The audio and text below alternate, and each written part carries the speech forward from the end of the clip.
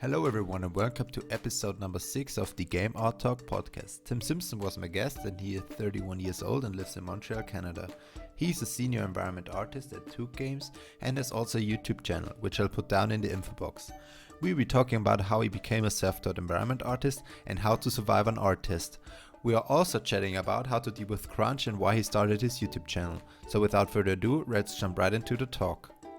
Hello and welcome to the episode number 6 of the Game Art Talk podcast. My today's guest is no other than Tim Simpson, who is a senior environment artist at Tuque Games and a YouTuber with his channel Polygon Academy. He lives in Montreal, Canada and is 31 years old. Hey Tim, really nice to have you on my show. Oh, thanks for having me on, dude. So maybe introduce yourself. It's kind of a common thing on my podcast. I want to tell something about the people, about yourself. Yeah, for sure. So, as you said, my name's Tim. I've been a professional artist in the video game industry for about 12 years now, mainly doing like environments and lighting. I've worked at a bunch of different studios all across Canada. So I've worked at Relic in Vancouver, United Front. I've spent a summer working at EA Montreal and then moved to Montreal full-time shortly after that to work at Ubisoft Montreal. I've worked on games like Far Cry 4, Watch Dogs 2, Space Marine, a SOCOM game on the old PlayStation 3.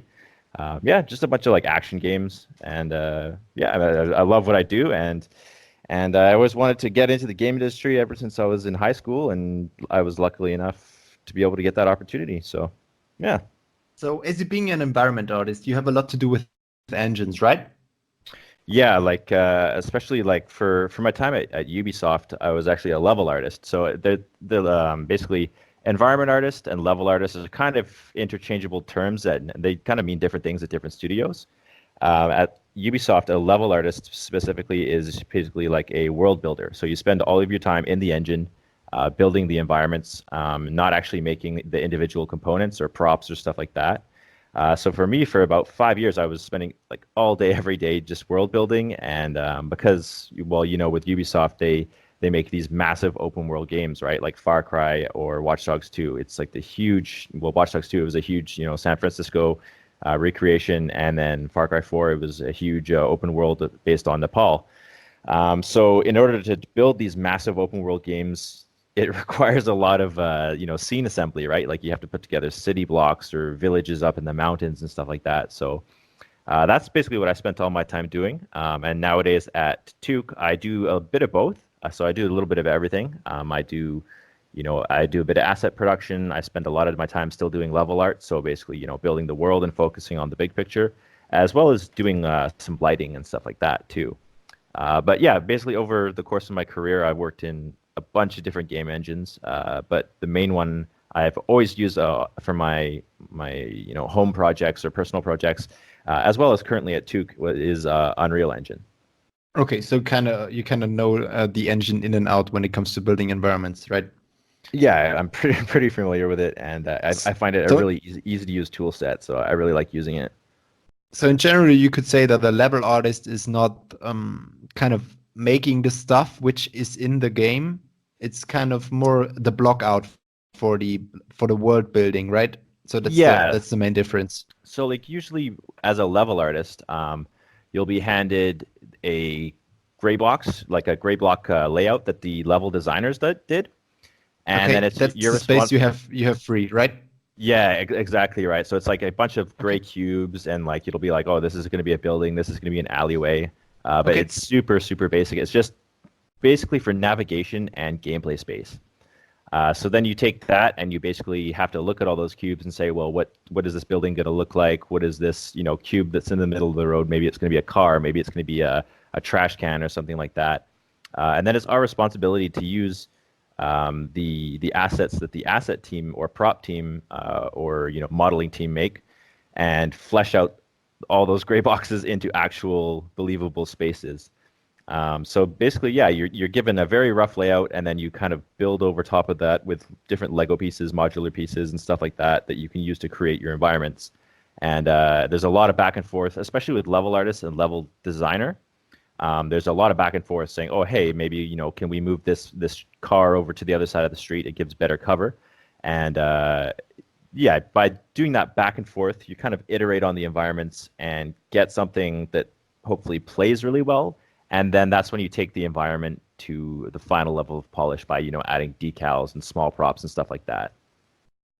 Okay, you said before that you switched a bit from environment artist to lighting artist. What lessons did you have to learn when you did the change?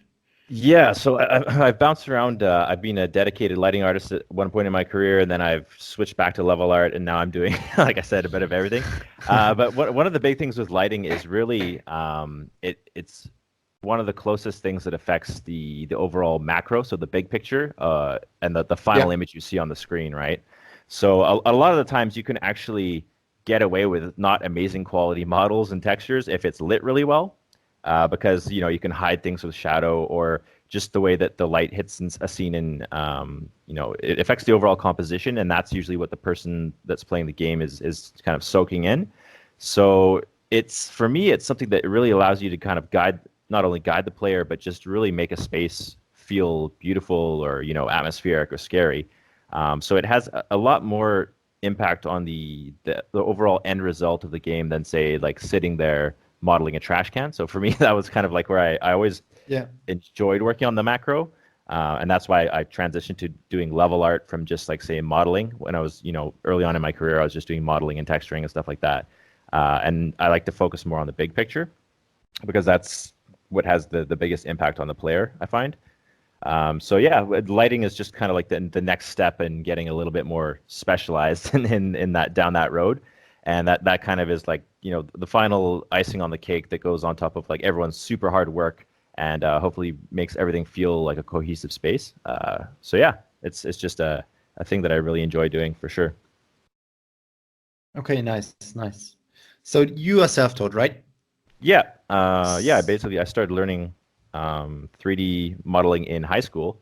I was just opened up 3D Studio Max and had a teacher in high school that was able to kind of give me some basics on modeling, and I created my first demo reel at like the age of like 17 or something like that. It was just super terrible. But yeah, and then Nice. after high school, I kind of saw that as an opportunity to break into the industry, if I could develop that skill set of making 3D models and textures and environments and stuff like that. So I kind of kept on hammering on that skill set, and in my spare time just started really focusing on improving my modeling and texturing and environment building skills by just consistently doing it whenever I had the chance in my free time. Okay.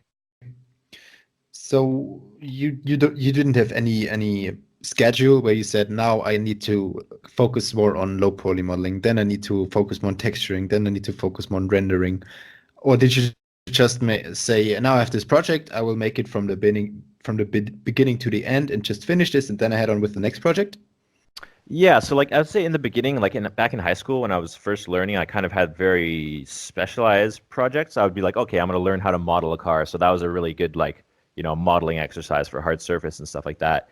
But once I kind of got the basic skill set down of like, oh, this is how you unwrap something, this is how you model something, this is how you texture something. That's when I kind of started to focus on, yeah, like larger size projects that would allow me to really get a good overview of the entire production process. Once I kind of knew the basics, like that I had either learned from the teacher in high school or through books, because like YouTube was just getting started back then, and there wasn't a lot Yeah. of tutorials on like this is how you model a bumper of a car or something like that. You kind of had to figure it out on your own.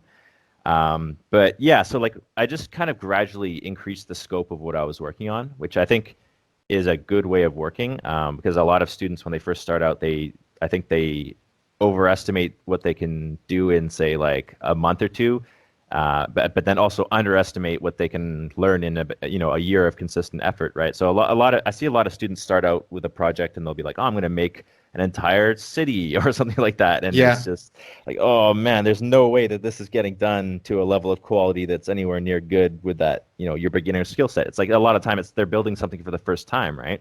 So in Yeah. that case, I find it better to keep your scope super small until you get okay, I know how to model one building, and now maybe I can make an alleyway with like 3 or 4 buildings. You know what I mean? So for me, that was kind of like I didn't really have a schedule, but it was more like that awareness of like, okay, I'm going to get really good at the basics, and then every project I'm going to have something that is different, so I'm creatively satisfied, and I'm also learning something new.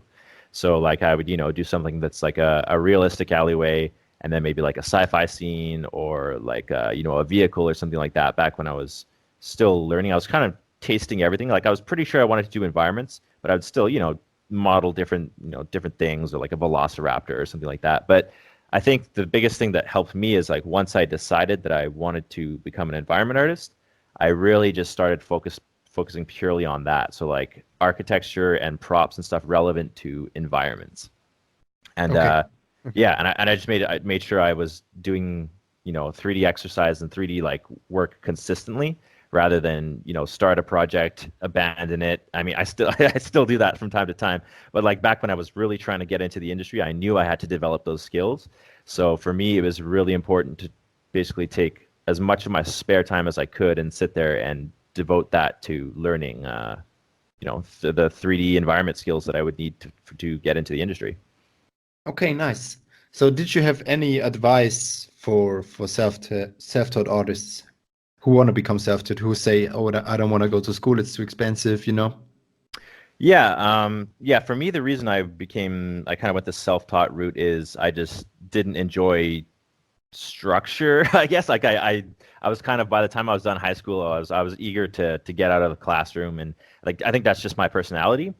But I know a lot of other people that are, yeah, maybe they can't afford to go to an art university or art school that's like, $10,000-$20,000 for like 1 or 2 years of schooling, right? Like that's, to me, that was also another factor. I was like, that's just insane. And I had heard Yeah. stories of people being able to teach themselves and get into the industry without going to school for like 2 or 4 years after high school. So to me, that was really appealing. But I think one of the things that also really helped me too is, even though if you're going the self-taught route, don't be afraid to invest some money in like training resources or Yeah, mentorships or something like that. Because tutorials. like Yeah. a lot of people, they see that, oh, it's self-taught, it's like 100% free. And I mean, you can go that way, but it's going to take Mhm. you like 6 times as long, right? Like Yeah. you can go on YouTube and sit there and like watch 20 different hour-long tutorials on how to model something, and it's maybe someone that's not even in the industry or something like that. But like for me, once I started, I think some of the first training resources I got was like some of the old Gnomon DVDs back in the day. Because when I first started self-teaching, like I said, YouTube wasn't around that much, but I was really hesitant. I was like, oh man, they're like $60. Like that's so expensive. But like looking at it now, I laugh at that. It's like $60 to learn from like an industry pro for multiple hours of training. Like that's like so underpriced that it's ridiculous, right? Like you're learning Yeah. from someone that has spent, like back in the day, someone that was working like ILM or something like that had spent 20 years perfecting the skill set, and we're giving you like the exact techniques and like spoon feeding it to you, right? So like nowadays, like I know, like I still consider myself, like self-learning kind of thing. And I think one of my biggest own weaknesses is I'm not super good at substance designer, right? So I think in the future, there's going to be a period of time where I go really hard and focus on learning substance designer.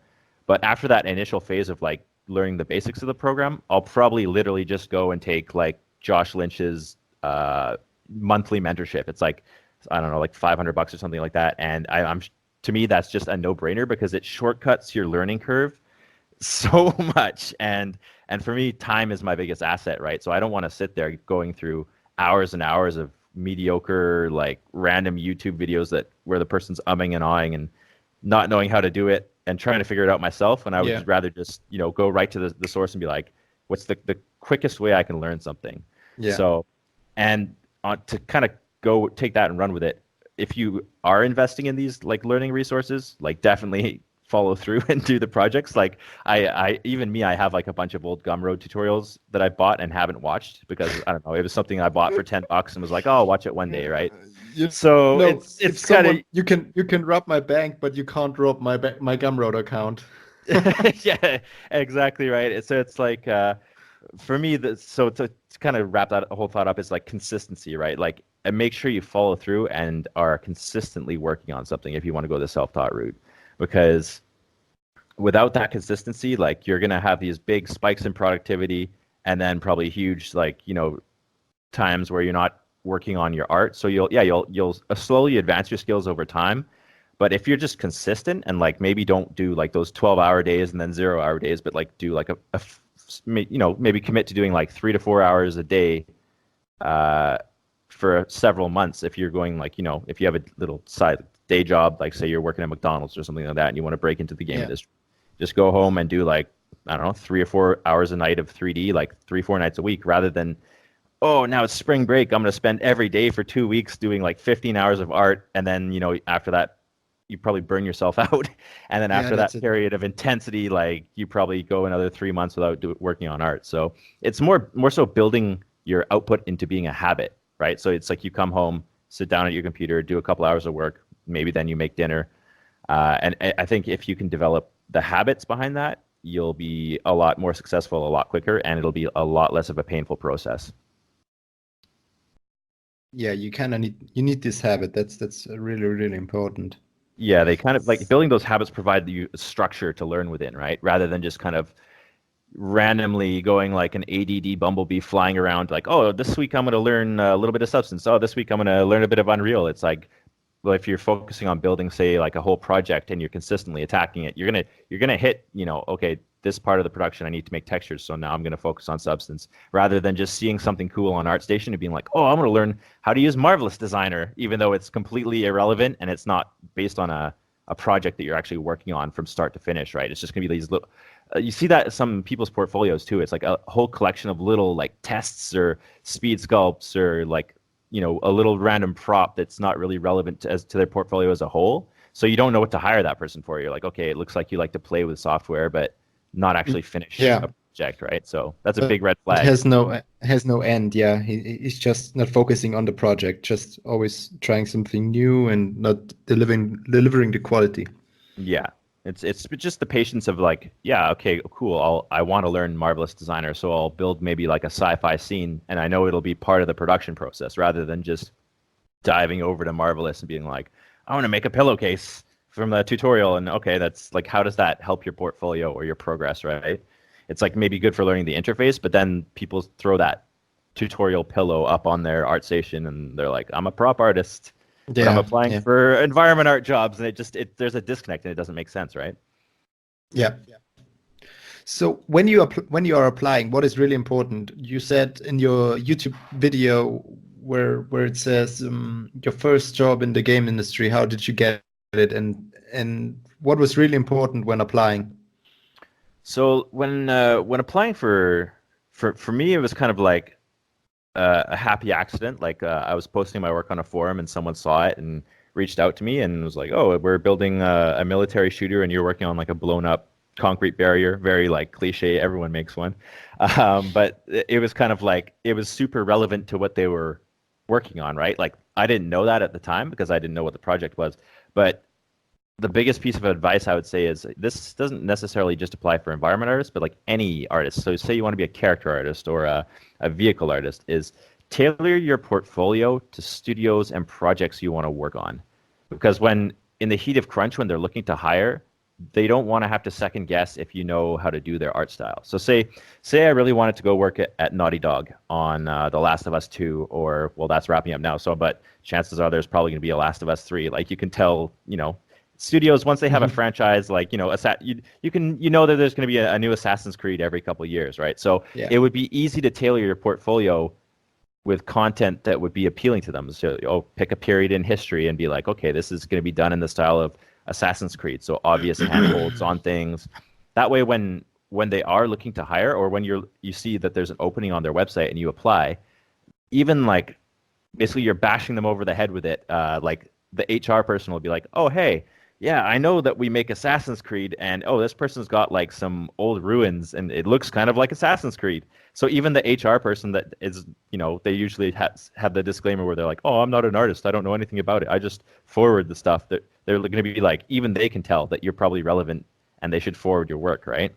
So rather than just having like a shotgun blast of completely different art styles and props or like whatever, just make a few things that would kind of be applicable to the 2 or 3 studios you really want to work at. And that way they can already see that you're into their subject matter and probably hopefully hitting their quality bar. So say, yeah, like back to what I was saying, if I wanted to go work at Naughty Dog, I would probably go make like, a derelict, abandoned building scene that's kind of overgrown and has some moody lighting and clearly looks like a gameplay space from The Last of Us. And I think that rather than just applying with like a bunch of sci-fi hallways, you know what I mean, like to Yeah. Naughty Dog. Yeah. So it's just I mean, there probably is people with really good portfolios full of sci-fi hallways that could get a job at Naughty Dog, but they're probably going to have, more questions in the interview, or they're just going to be like, well, this is a completely different art style. Would you be comfortable on working on this style of game, right? Like for me, like looking at my portfolio, it's all kind of like realistic subject matter, or I think there's one sci-fi scene in there, but I wouldn't go applying to Blizzard and expect to get a job working on World of Warcraft. Like it wouldn't make sense, right? So I would say kind of like pick your target and take like a sniper shot rather than blasting away with a shotgun and hoping to get a job falling in your lap. This was a nice way to tell it in a game way. yeah, exactly. So you also said in the video that you had an artist. So what was your first thing when you heard the word artist? Yeah, so like the art test was like, I kind of had like enough in my portfolio where they could see that I knew what I was doing, but they really wanted to know that I would be comfortable on working on a larger scene, because I didn't really have a huge environment scene in my portfolio at the time. Like I was still basically self-learning, and they had just seen one prop and they're like, oh, that kind of fits with what we're doing. So how would you deal with doing a bigger environment? So they said, yeah, we want to give you an art test. And I said, okay. And they were like, here's a block out. They basically gave me a level designer block out of like an alleyway. They're like, it's a Middle Eastern street scene. Just find some reference and make it based on, what you would think the technical specs for a PlayStation 3 game would be. And you have a week to do it. So it was a bit open-ended. And that's a good and a bad thing, because it allows you to kind of like play to your strengths, hopefully. But it's also like, okay, well, what are the specs for a PS3 game back at the time? Like I didn't have the technical knowledge. So basically they after they gave me the assignment, I got home and I actually just sent them an email being like, okay, so maybe in terms of poly count, what were you guys thinking? And maybe in terms of like overall amount of textures and average texture size, what were you thinking? And they were like, oh yeah, we didn't even realize that we didn't really give you too much constraints, but here's some general things that we work with. And a lot of people, I see this on forums all the time, is there'll be a thread that's like, I just got an art test and they said this and this, like they said, 4 1024s, but I don't know if that's 4 materials or 4, like one material with, 4 different maps, right? And my biggest response is always like, just send them an email and ask, because asking for clarification, it doesn't make you look stupid. It doesn't make you look weak. If anything, it makes you look smart, because you're saving your time and you're not going to hand them something at the end that's a big surprise, right? So even in production, like if I don't know something, I'll just ask my boss or, another artist. And I'm not afraid of looking stupid or oh man, this guy doesn't know how to use this one modeling style. Like what an idiot. That's not something that happens, right? Like they'll be like more than happy to give you clarification. So if you're doing an art test and you're second guessing yourself or something's not clear, send them an email. And usually they'll get back to you and be like, oh, whoops, we actually forgot to include this document or this reference photo or stuff. Like they're human too, right? Like mistakes get made, and they're dealing with like 7 other applicants or more usually at a time, right? Like 10, 20 applicants, and maybe they have like 10 of them doing art tests. So it's easy for things to fall through the cracks. Like game development is pretty chaotic. Like there's stories of that all the time. So yeah, just ask for clarification. And in my case, once I finished the project to the best of my ability for that art test, I quickly wrote up a notepad file with my own critiques saying, if I had more time, this is what I would fix. Here's what I think went right. Here's what I think went wrong. And there was just like a 2-3 paragraph notepad file, and added that to the zip file that I sent to them. And at the end of it, they were like, oh, wow, that's actually cool, because it means you can look at your work with a critical eye, and you know what you would have to push if you had more time, right? Because a lot of the time is the limiting factor. So they're not sitting there thinking like, oh, well, this texture kind of sucks. Did he think it looked good? And I was like, oh, well, this one trim texture could use some more detail, and the normal map could use some work. And they're like, okay, obviously, if he had more time, He would have fixed it. Yeah. it would get fixed. And like in a production environment, there's always that back and forth of like, okay, this needs a revision, this is good, move on, oh, go back and do that again. And like it doesn't make you a bad artist if you have to revise your work. And especially as a junior, like, or getting your first job, it's going to be expected that you need time to do revisions, or you need, to hit on things a couple times, so you're not just going to knock it out of the park on your first try. So for them, they were just like, oh, it's obvious. Like if this person had more time, then it would be easy to quickly fix these things. So we're not even going to focus on those negatives, because like in my case, I was aware of them, right? So they could see that I was aware of the faults of it and knew what needed extra work. Okay. So, and I had the experience last year. Don't rush.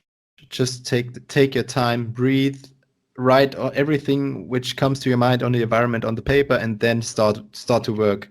Yeah, that's huge, man. Like, like having a clear plan of action. That kind of goes back to the whole consistency thing too that I was talking about. Is like if you have a clear plan of action and you're just executing it over time, like, okay, I'm going to work on this, I'm going to work on this, then I'm going to work on this. It makes it a lot easier than like just getting handed a concept and be like, oh, it's this big tunnel, and I'm gonna go work on this barrel first because I like doing props. It's like, yeah. That's so true. And when that's such a beginner thing to do, right? It's like, oh, that car looks cool that's parked in the corner of the tunnel. I'm gonna go model that high poly, and then you have 2 weeks to do the whole thing, and they're like, oh shit, it's I've got 3 days to do the overall tunnel and the floor and the walls and light this thing, and it's like, uh-oh. I spent all my time focused on that one car's headlight for 6 hours. Yeah, it's hard. It's hard when you're an artist and you kind of love your work. You love modeling, you love to texture, and you first have to make a block out, which is kind of boring. Yeah, and exactly. You want to get into the detail. Yeah. It's training yourself to have that discipline and that sense of patience, and it's not easy. That itself is a big skill to develop. Like everyone's always focused on like the technical skills or like the software skills, but getting the workflow and the mindset is a huge part of the equation of like taking your time, knowing where to focus your time and energy, and basically that is something you just develop with experience, which is why I say it's better to be consistent, because you'll develop those as you go along rather than spending 2 weeks work on a personal project and then you kind of forget everything, and then you build up these habits of like, oh, I'm going to attack this random prop. And then if that's how you're tackling an environment every single time or a character every time you start it, like it's just a bad habit to build up, right? So by being consistent and patient and knowing, I'm going to gather reference, I'm going to do the block out, and just having that process nailed, it basically takes a lot of the second guessing and thinking out of the process of creating art for games, because you're just following the process. Yeah. So when you put more and more work into the block out, you're gonna have less and less work in just finishing it up. Yeah, exactly. You're gonna know what you can reuse. You're gonna know what's taking up a large percentage of the screen. So like for environments, you probably want to build them in a modular way.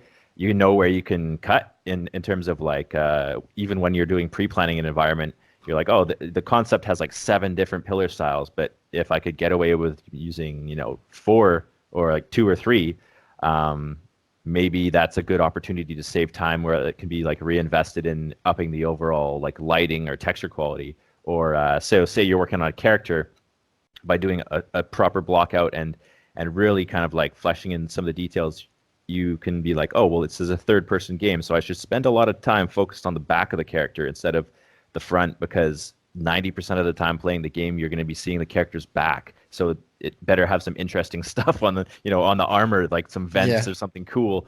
Because if all I'd focus on is like a really cool mask, it's going to look good in your portfolio screenshot. But a professional character artist is going to look at that and be like, well, if you're working on a third-person game, the character's back is really boring. That's a big red flag. So just little things like that like you kind of become aware of with time and experience as well, right? Like where to focus your attention and your time. So let's come back to the engines. Did you try any other engine like the Unreal Engine?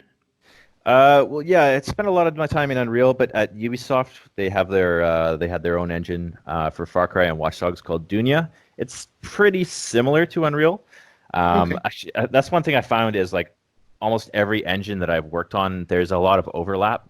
And for general like world building tasks, you're probably pulling assets from a content browser like Unreal or whatever the Ubisoft ones had, or Relic. They had their own engine, but it was almost all of them are designed to be very like user friendly, and there's a lot of overlap. People steal ideas from other engines, like, oh, this works really well in that engine. Let's build our own version of that. But yeah, I mean, as a level artist, you're pulling things from a content library, move, scale, rotate, placing lights, like nothing super crazy complex. Like I'm not sitting there doing like visual scripting or anything like that. That's some designers do some stuff like that in either Unreal or the in-house engines. But as an artist, a lot of the times you're using like the surface level of the engine, right? Like you'd never expect it to do anything super, super crazy. Uh, because once you start getting it like deeper into the engine, that's more of the territory of a technical artist or a technical level designer, and those people are specialized in doing that, and they're more than happy to usually support the team, and that's like their whole job description is doing complex things with the engine or gameplay. So you're not sitting there as an artist scratching your head trying to figure that out. But yeah, most engines I've used are very similar. There's a reason why what you see, what you get editors are like very common, right? Like just drag objects into a scene, add some lights, add some effects.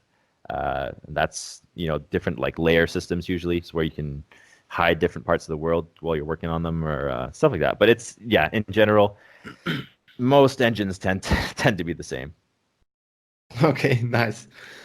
So another question would be, when you're a prop artist, every environment artist started out like a prop artist, right?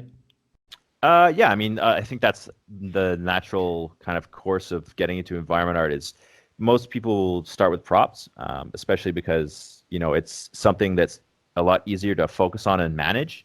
Like say you're building like a mailbox or a vending machine or, even a car or something like that. It's easier to focus on learning the modeling and texturing skills for that one unique asset rather than having to manage and break down in your head, oh, this is going to be a modular kit for buildings. This is going to be the textures and stuff required for the different streets. And so I think, yeah, it is very natural to start with props, just because it allows you to focus your time and your energy. And at the end, you usually have a really high quality piece of art to show for your portfolio, right? It's that's one of the benefits of building, hero assets is you spend a lot of time on it, but it usually looks really, really awesome. Whereas a lot of the times, environments, like doing a whole environment, the individual assets might not be as super high quality as a hero asset, but because there's so much on screen at once and the overall macro with like the lighting, the VFX and stuff like that, it allows it all to kind of like blend together and look good as its own, as a whole, versus hero assets that are usually like right up to the game camera, or really high detail. So yeah, by building props, you can actually develop your core abilities like modeling, texturing, as well as your attention to detail skills while not getting overwhelmed. The thing is, when you're modeling, when you're starting out, when is the right time to say, I want to build an environment? You know?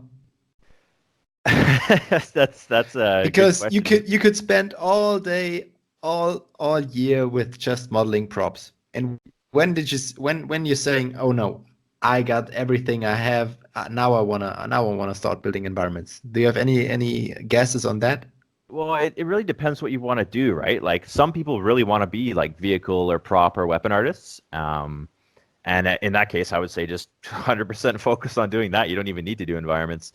But for me, like I quickly came to the realization that a lot of that stuff gets outsourced, usually Mm-hmm. overseas to like, China, India, just where the cost of production is a lot cheaper, because it's something that can be built off-site. Whereas usually when you're in assembling an overall environment, you have to collaborate with the level design and technical art. It's a lot more like back and forth. So that's something they really like to do inside of the studio, right? Whereas like a car model can just be you send them the proxy model and then they send you a fully finished asset 2 months down the line or something like that. They send it back to you and you just place it in the engine, right? So for me, it was having that realization. But like when people, if they want to transition to doing environments as a whole, I would say Yeah, maybe start with some props just to get your basic modeling skills down. Like learn how to model something, learn how to unwrap something. But then just like I said, like way back in the beginning of this interview, is like just start expanding the scope of your projects. So maybe do like a street corner. Like don't sit there and be like the term environment is so broad, right? Some people are like, oh, I have to do a massive open forest and it has to have like a bunker and a bunch of different stuff or something like that. Where it's no, you can do like literally like a little diorama environment. Like so maybe the corner of a building, and then like a little piece of sidewalk and a little piece of road, and then make that super interesting and detailed. And then maybe on your next environment, do something a bit more larger and complex. But yeah, I would say transition to environments anytime that the artist feels comfortable working in 3D, because it's just all it is really modeling, texturing, but just on a larger scope than just doing props. So I think it's good to get the basics down and then start focusing on the job that you would really want to do long term. Okay. Good to hear, man. So you started out with a YouTube channel. When did you start this? Yeah, I started so my YouTube channel, Polygon Academy. It started back in, I think, October of last year.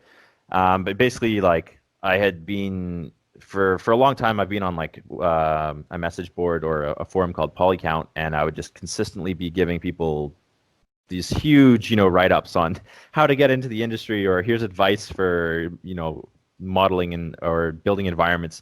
And for a while I've been like consuming a lot of like Gary Vee's content, and he's always like, build an audience, create, think of yourself as a media company, right? So yeah.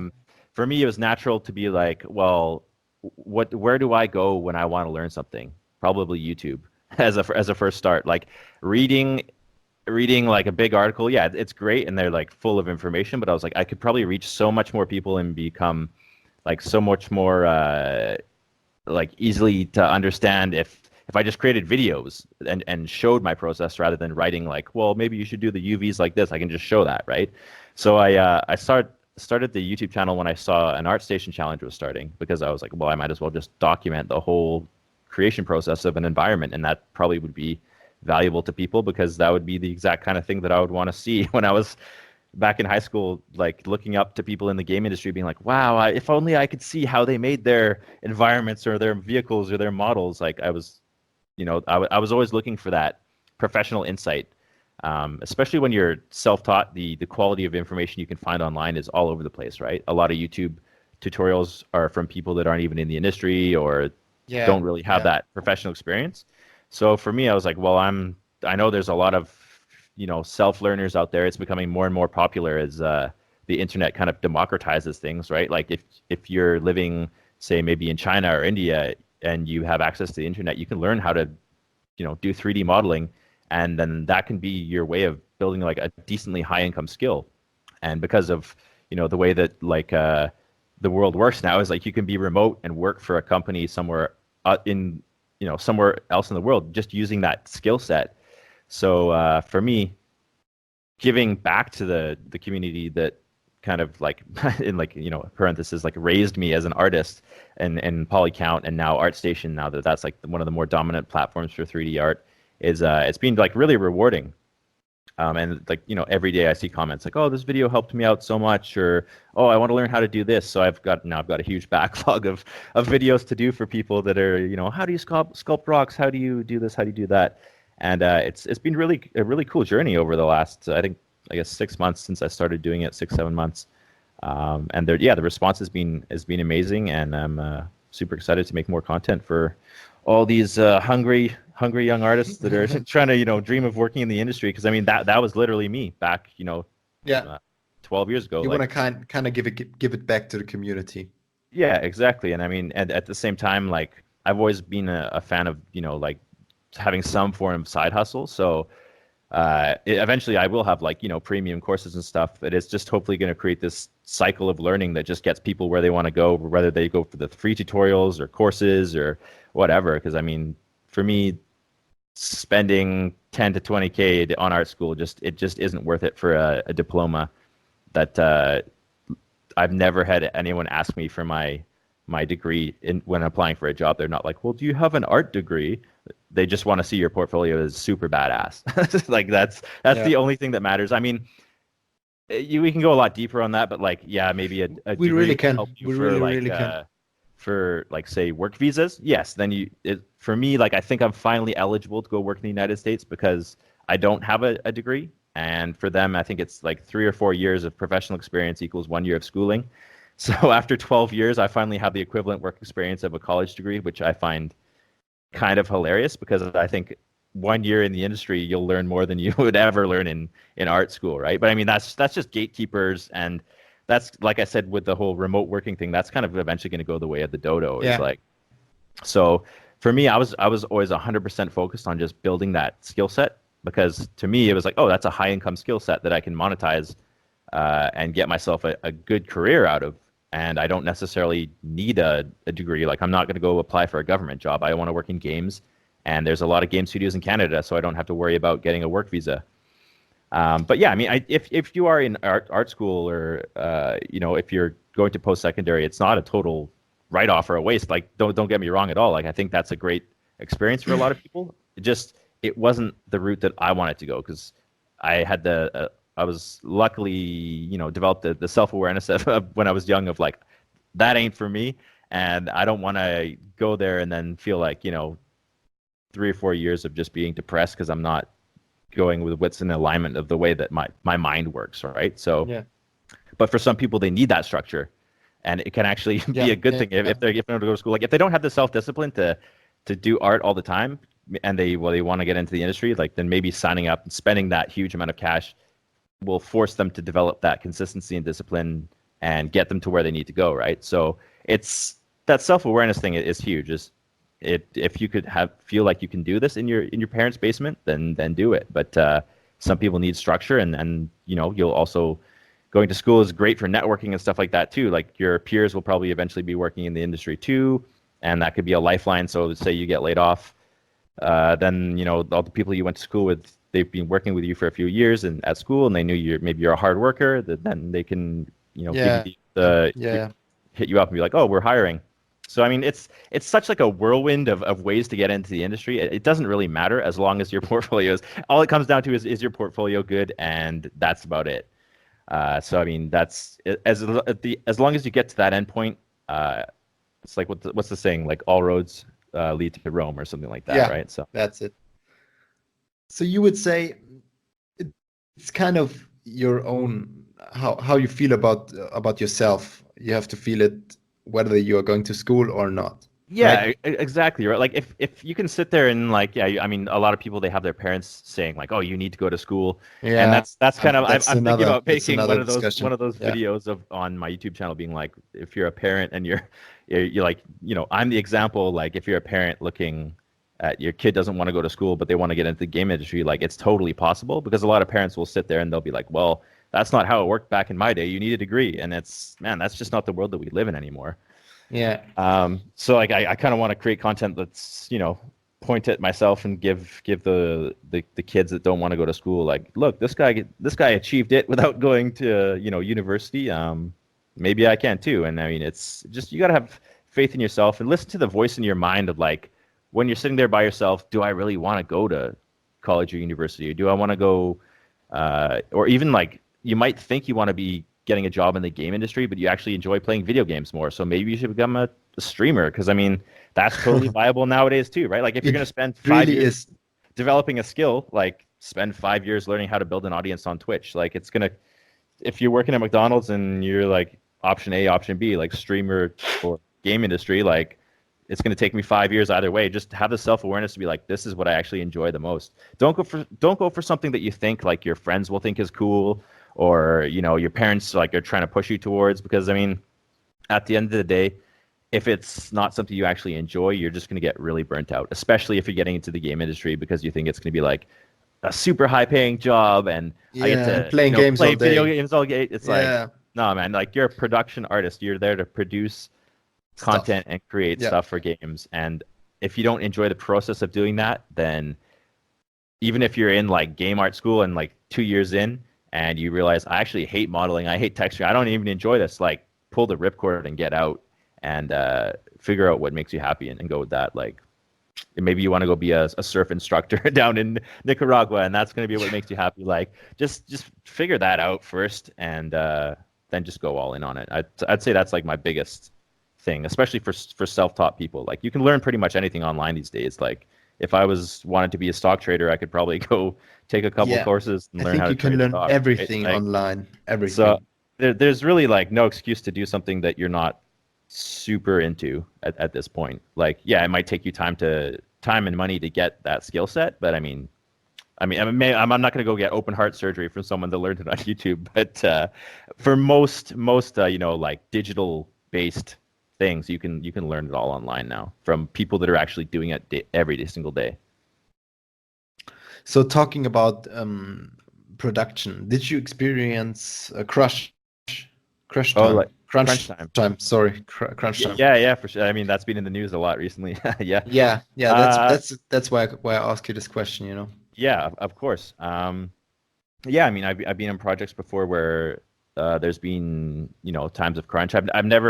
Thankfully, I've never been on like a nightmare project, like some of those headlines where it's like, 9 months of 60-hour weeks and stuff like that. But I mean, I've been in situations where I've done, like 50, 60-hour weeks for maybe a month or a month and a half at a time. And then a lot of times during production, it's like there'll be that big push for E3, or there'll be that big like, oh, okay, we have to hit alpha, so everything's got to be in the game in some form or another. Like, let's have that big push. And yeah, I mean, like, as I've gotten more experience in the industry, I've kind of developed the ability to figure out if it's going to be worth it or not. It's kind of hard to. It's such a touchy subject, because I mean, a lot of people have the frame of mind of like, well, if I don't do this. A lot of times the overtime is unpaid too. So like, if I don't do all this free work, people are going to think I'm slacker, or they're going to fire me. And I mean, I've been lucky to work at some studios where that's not ever going to happen. Even if like I'd say at Ubisoft, I kind of just stopped working crunch for the most part. I was like, I want my, I work to live, not live to work. So, and they're like, you know what, we have a huge team, and the schedule is usually really, really well done. But yeah, so I just kind of stopped doing it, and I never found any blowback or anything like that. It's not like you're blacklisted, you don't work crunch. I mean, there's some people that, you leave at like 6 or 7, you've done your 8 hours, and you're like, oh, I'm going home to my family or my friends or whatever. And like the people that are sitting there giving you like the stink eye or whatever, I always find that kind of funny. It's like, man, like, I don't know. If you want to sit at your desk and do that's cool. And I mean, there's been situations where it's definitely paid off. Like, I knew that, okay, if we hit this, there's going to be a great bonus for sure. I'll do a big push, because yeah, I mean, a bit of extra effort to get a sweet bonus is great. Like, I think of myself as a business, and if it's a smart business decision to do that, then I'll probably do it. But I definitely don't embrace that culture or think that it helps make games in a, it does, like, the best games don't need crunch to make them the best games. They need, a strong development team. And a lot of times crunch is kind of counterintuitive, because people get really burnt out. They're there for 12 hours, but they're actually working like 6, and they're just like, oh man, I don't want to be here. And it can build a really toxic culture in your studio, right? So it can be counterintuitive. Sometimes there's like the whole brute force aspect, and especially if it's planned crunch, where it's like, well, we have this game to make, and it needs to be made in 9 months, but it's really, on paper, it's going to take like, 12. year and a half, 12. Like, then that's never a good thing. It's like, if I find myself falling behind because of my own, like, oh, I did something wrong or something stupid, or I wasn't super focused, then that's on me. I'll sit there and make up the time and figure out what I'm doing. But if if it was something that was like clearly, obviously budgeted, how long is this going to take you? Oh, 2 weeks. Okay, well, you have like a week to do it. It's like, okay, well, I'm going to do it to the best of my ability, but I'm not going to, sit there slaving away. Because a lot of the times, sometimes there's like this layer of middle management, and they're, the super high ups, they don't see all the grunts on the ground working all that extra overtime, right? They see they ask, the mid-range producers, are your deadlines being met? And they'll be like, yep, deadlines will be met. And they're like, okay, cool, keep up the great work. And meanwhile, yeah, the deadlines are being met, but that's because of other people's misery, but they don't see that, right? So sometimes I'm almost of the mindset of like, okay, go ahead, schedule it for, go ahead, schedule it for 1 month or 1 week for that task that I told you is going to take 2, and it's not going to get done. And yeah, I mean, that sounds like, oh my God, they might fire you, but sometimes they need it to blow up in their face to realize that production can't be like that. Because if they start looking bad, then further up the chain, there's going to be questions asked, and that's when accountability comes in, right? So it's, like I said, it's a super complex issue, but I'm not a big fan of crunch. I think nobody is. Yeah, I believe in work-life balance, but like I said, I have hopefully the self-awareness to be like, well, if I do this big push for 2-3 weeks, and the chances there's like a big chance of getting like a nice bonus or profit share or something like that, then yeah, for sure, I'll do that. If I want that financial incentive, that's cool. But I also really believe in setting yourself up to be able to eject from situations like that, because this is really hard to talk about with like probably without offending some people, because I mean, if you're living paycheck to paycheck, it's really hard if you're stuck in a studio where it's like nonstop crunch, like you can't get out, right? Because you need that next paycheck to pay your rent. Whereas if you say have 6 months of living expenses saved up, which is really hard for some people, and I totally have empathy for that, you have the opportunity to quit and find a better work environment, right? And you see that in a lot of the YouTube comments, like, oh, no one's holding a gun to their head, but it's like sometimes people are stuck in that position and they can't get out. They haven't had time to work on their portfolio, and maybe they've been working on a game for like 3-4 years, but they can't show any of it because it's not announced. But they're in a systemic crunch cycle, right? It just keeps going on. So it's such a complex issue.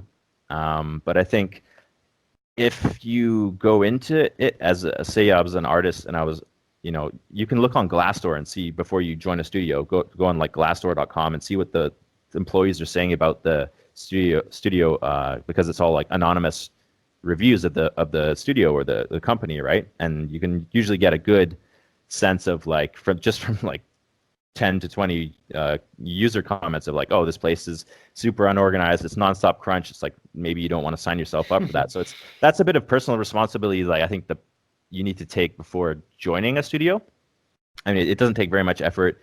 Network and figure out what the word on the street is and know what you're getting yourself into, because to go and be broadsided is like, there isn't really that much of an excuse for that. It's like, there is some personal accountability that you have to take. But I mean, if that's your only option, then maybe, I don't know. It's hard to talk about, man, because it's like you have to set yourself up to be self-reliant eventually, hopefully, and get yourself out of a toxic situation. I think it kind of depends whether you go into crunch or not. It kind of depends on the project or the company and the culture, which is the company really living, Yeah, exactly. Like the company culture thing is huge, and that's kind of like why I mentioned Glassdoor, is because they'll talk about, a lot of user reviews will talk about the culture of the studio. Some studios have a notorious like culture of crunch, and like that's just the word on the street, and you kind of know about it. And like for me, I would just never apply to those companies, right?